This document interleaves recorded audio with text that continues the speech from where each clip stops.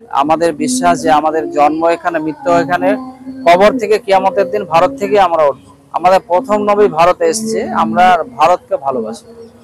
ফলে পাকিস্তানে গিয়ে মসজিদে নামাজ পড়তে এসে ফিরে যাবে নিশ্চিত নয়, কিন্তু ভারতে আমরা সেটা সেই সিকিউর ফিল করি। ফলে পাকিস্তানকে আমরা কোনোদিনই পছন্দ করি না, আমরা ঘৃণার চোখে দেখি।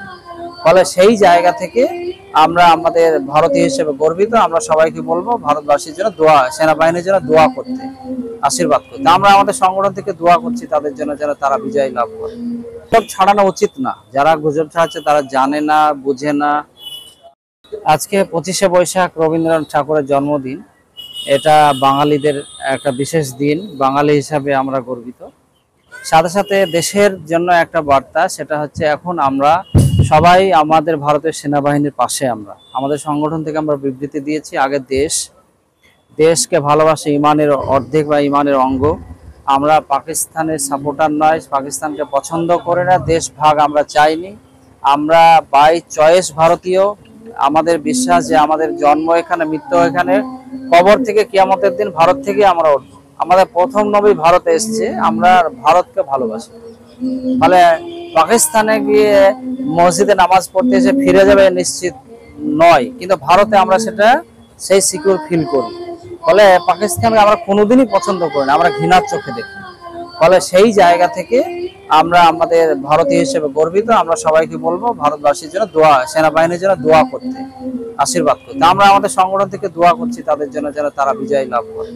গুজব ছাড়ানো উচিত না, যারা গুজব ছাড়াচ্ছে তারা জানে না, বুঝে না। হ্যাঁ, এটা উচিত না, কারণ সবার আগে দেশ। ফলে দেশের ঊর্ধ্বে কেউ নয়। ফলে সেই জায়গা থেকে সকল কাছে অনুরোধ করব, এখানে গুজবের কোনো জায়গা নেই। ফলে প্রথমে আমি পোস্ট করেছি, বলেছি যে যে আমাদের সবার ঊর্ধ্বে দেশ, দেশকে ভালোবাসা ইমানের অঙ্গ। ফলে আমরা সবার জন্য ভারতের সেনাবাহিনীর পাশে আছি, আমরা তাদের জন্য দোয়া করছি যেন বিজয় হাসিল হয়, পাকিস্তান যেন পরাজিত হয়। সেই জন্য 100% চাইছি, একটুও চাই না, 100% চাইছি যে পাকিস্তান পরাজিত হোক। কারণ আমরা কোনো সময় দেশ হোক পাকিস্তান সেটাও চাইনি, কারণ পাকিস্তানে যারা গিয়েছে তারা ভুল করেছে, এবং আমাদের এখানে যে মুসলিমগুলো রেখে গেছে তাদেরকে বিপদে ফেলে কিয়ামতের দিন তাদের কাছে আমরা জবাব চাইবো, তোমরা কেন এই অন্যায়টা করলে। সেই জন্য আমরা তাদের পছন্দ করি না। আমরা মনে করি দেশবাসীর উদ্দেশ্যে এখন আমরা সবাই সেনাবাহিনীর পাশে, তাদের জন্য দোয়া করব, আশীর্বাদ করব, প্রার্থনা করব, তারা যেন সঠিকভাবে লড়াই করে আমাদের দেশে বিজয় হাসিল করতে পারে, সেটাই। আমার নাম নিজামুদ্দিন বিশ্বাস, আমি রাজ্য সম্পাদক অল বেঙ্গল ইমাম মুয়াজ্জিন অ্যাসোসিয়েশন।